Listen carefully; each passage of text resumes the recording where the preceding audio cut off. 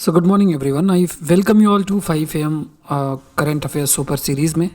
सो आज 20th जनवरी है. काफ़ी सारे इंपॉर्टेंट टॉपिक्स हैं, उनको हम डिस्कस करते हैं. I request each of you कि इन टॉपिक्स के आप लोग नोट्स ज़रूर से बनाएं. और प्रीलिम्स स्पेसिफिक ये सारे के सारे आपके टॉपिक्स हैं.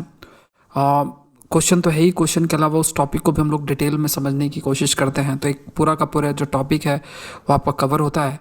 सो this session is presented by me. My name is Saurabh Pandey. Unacademy पे आप मुझसे जुड़ सकते हैं. इंडिया के टॉप 80+ एजुकेटर से आप लाइव पढ़ सकते हैं. एग्रीकल्चर का जो मेरा ऑप्शनल है वो अभी चल रहा है. नया बैच भी जल्द आपका लॉन्च होगा. इसके अलावा बैच कोर्सेज शुरू हो चुके हैं, अभी ज़्यादा समय नहीं हुआ है. कल परसों से ही आपका 18 जनवरी से आपका ये शुरू हुआ है. काफ़ी सारे बैच कोर्सेस आपके लॉन्च हुए हैं 2022 के लिए, 23 के लिए, प्रीलिम्स स्पेसिफिक एनसीईआरटी. तो आपको करना क्या है, जैसे आईएएस के एग्ज़ाम में आपको ऑप्शनल और जीएस दो चीज़ों पर फोकस करना होता है जनरल स्टडीज़ में. प्रीलिम्स स्पेसिफिक कोर्सेस है, मेंस स्पेसिफिक कोर्सेस, तो आप इसका कॉम्बो पैक ले लोगे. आइकॉनिक इसमें एक रहता है जिसमें बेनिफिट आपको रहता है कि मेंटर असाइन रहते हैं, जो आंसर आप लिखते हो उनको चेक हो जाता है, स्टडी प्लानर होता है. तो ये पूरा का पूरा एक कम्प्रहेंसिव पैकेज होता है. 1 साल या 2 साल के लिए आप ले सकते हो. जैसे 1 साल या 2 साल के लिए अगर आप लेते हो तो मेरे जितने कोर्स है पूरे 2 साल में वो देख सकते हो. सारे बैच कोर्सेस आपको अवेलेबल रहेंगे, मतलब पूरा प्लेटफॉर्म आप एक्सेस कर सकते हो पूरे 2 साल के लिए. तो if you are using this code SPLIVE, again amount will reduce by 10%. चलिए शुरू करते हैं. पहला क्वेश्चन है, Recently, an Institute of Nuclear Medicine and Allied Sciences, Delhi-based DRDO laboratory handed over Rakshita to CRPF. ये क्या है, रक्षिता क्या है?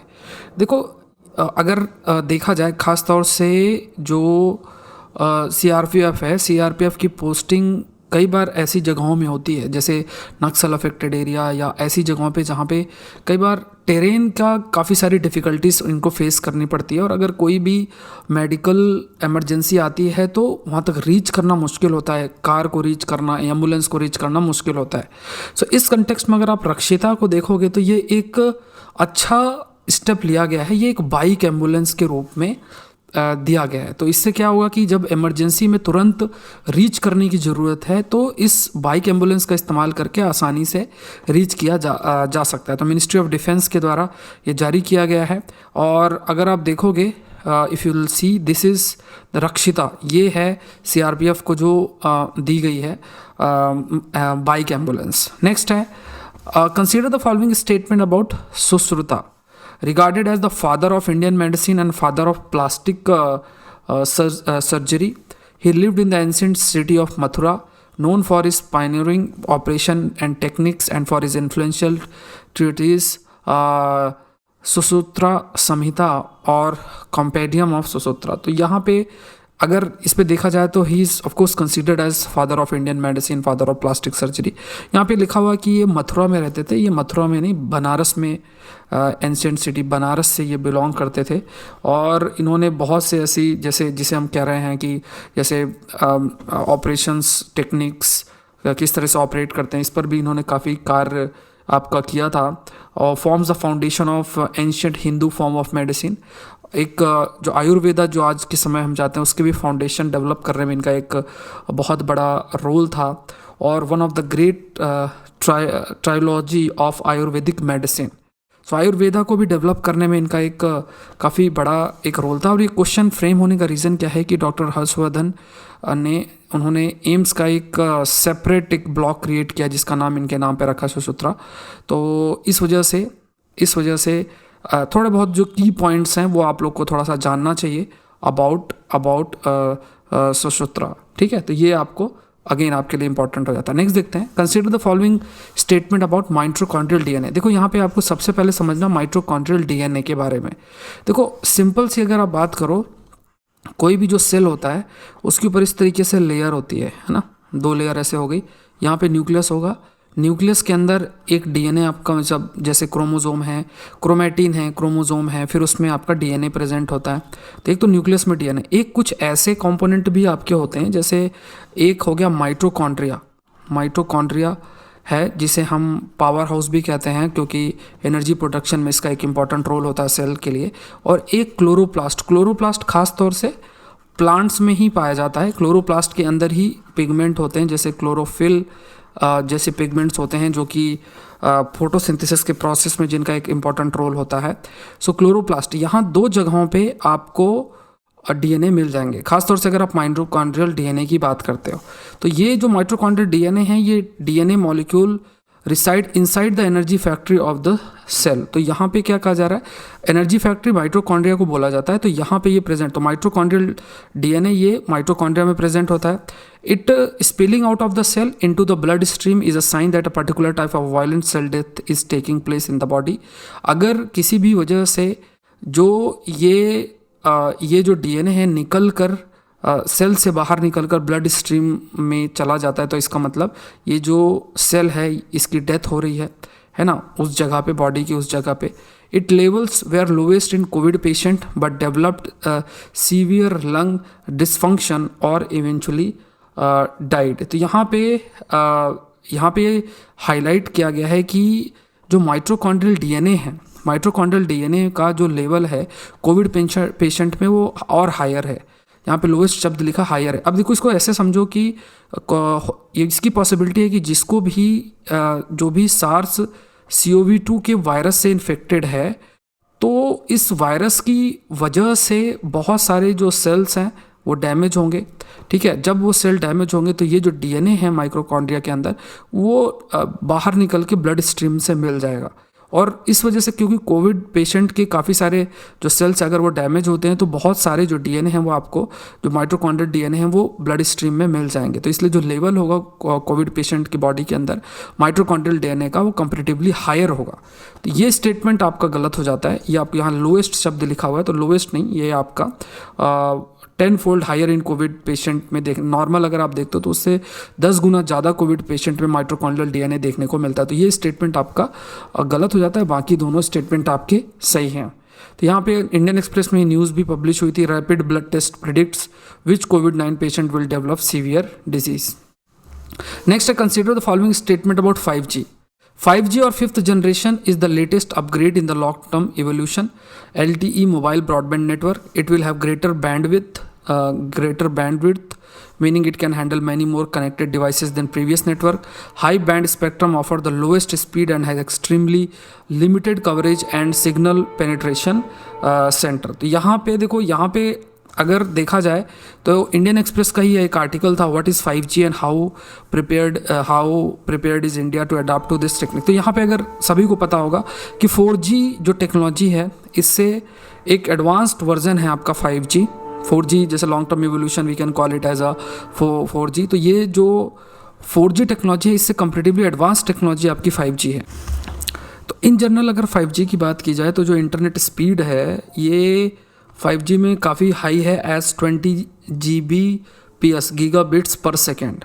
इन most cases the maximum internet data speed in 4G जो है वो अराउंड 1 Gbps है।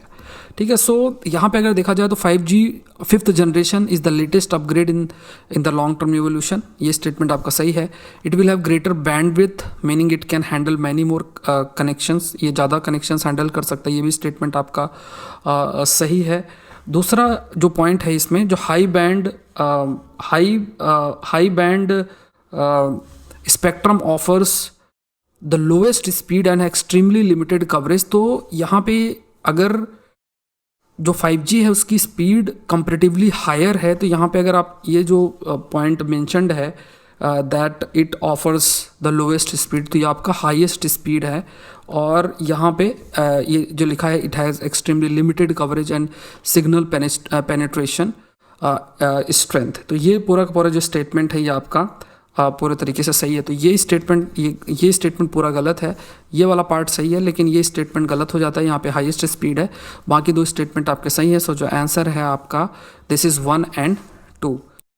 सो नेक्स्ट है about the bad bank. Consider the following statement about bad bank. देखो, अगर कोई भी नॉर्मल बैंक होता है, अगर वो लोन देता है तो उसे सर्टेन अमाउंट मिलना चाहिए इंटरेस्ट के फॉर्म में, पर्टिकुलर पीरियड ऑफ टाइम के लिए वो पैसा बैंक देता है। कई बार क्या है कि कोई इंडिविजुअल है या फिर कोई ऑर्गेनाइजेशन है, वो पैसा रिटर्न नहीं कर पाती, तो बैंक के लिए वो क्या है, नॉन परफॉर्मिंग एसेट के रूप में हो जाता है। तो ये जो बैड बैंक होते हैं, जिसे हम एसेट रिकंस्ट्रक्शन कंपनी भी कहते हैं या फिर एसेट मैनेजमेंट कंपनी भी कहते हैं, वो बैंक से ये बैड लोन्स ले लेते हैं। We call such loans as bad loans as well, जिसमें बैंक को इंटरेस्ट नहीं मिल रहा है, तो ये बैड लोन्स बैंक से ले लेते हैं और फिर एक पर्टिकुलर पीरियड ऑफ टाइम तक उसको रिकवर कर लेते हैं।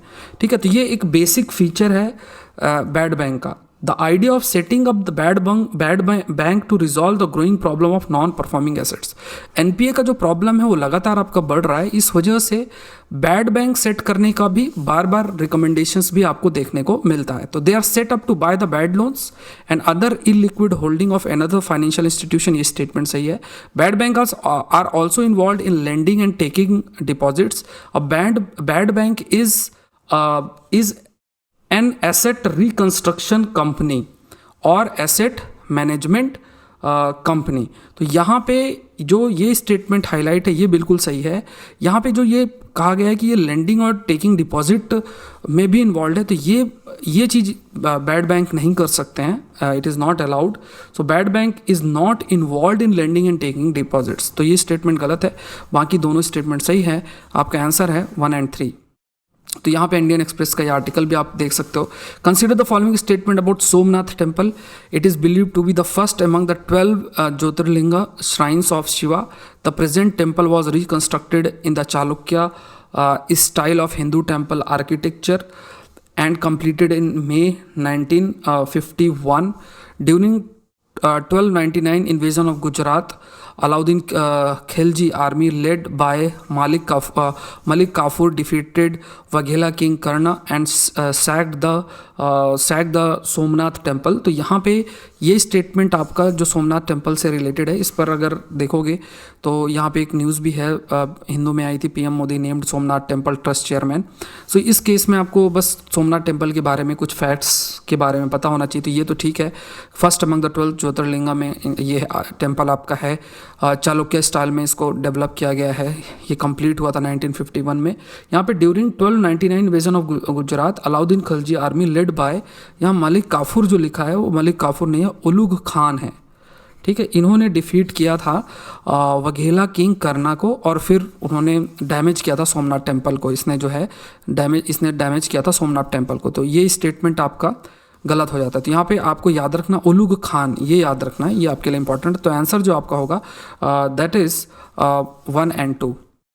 नेक्स्ट है consider the following statements about NASA Artemis mission. तो यहाँ पे अगर नासा के इस मिशन की अगर आप बात करोगे, NASA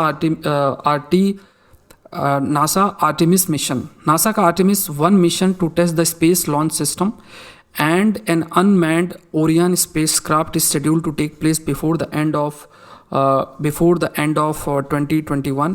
Artemis 2 mission in 2023 will take astronauts around the moon but will not land. Artemis 3 will send astronaut including the first woman to the moon in 2024. देखो यहाँ पे अगर सबसे पहली चीज़ आपको ध्यान में रखना, आर्टेमिस जो ये मिशन है, इस मिशन में एक जो गोल है नासा का वो है कि आर्टेमिस बेस कैंप मून में सेट करना। तो इसके लिए अलग अलग स्टेज उन्होंने रखी हुई है। पहले जैसे स्पेस लॉन्च सिस्टम वो लेकर आएंगे और अनमैन्ड ओरियन जो स्पेस क्राफ्ट है इसको टेस्ट करेंगे बाय द एंड ऑफ 2021। इसके बाद 2023 तक it will take astronaut around the moon but will not land, वहाँ पे लैंड नहीं करेगा, एस्ट्रोनॉट को मून तक लेकर जाएगा।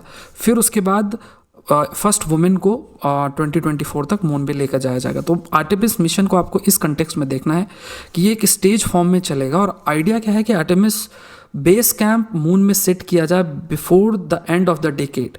एम्बिशियस प्लान है जिसमें 10 ऑफ बिलियंस ऑफ डॉलर्स की ज़रूरत होगी और जो प्रेसिडेंट है जो बाइडेन है उन्होंने इसको अलाउ भी किया है। तो इसलिए ये आर्टेमिस मिशन इंपॉर्टेंट भी हो जाता है। आज के लिए इतना ही है। रिक्वेस्ट यू ऑल कि लाइक जरूर करें, शेयर जरूर करें और द कंसेप्ट यूट्यूब चैनल को जरूर से सब्सक्राइब करें। Thank you everyone and let's crack it.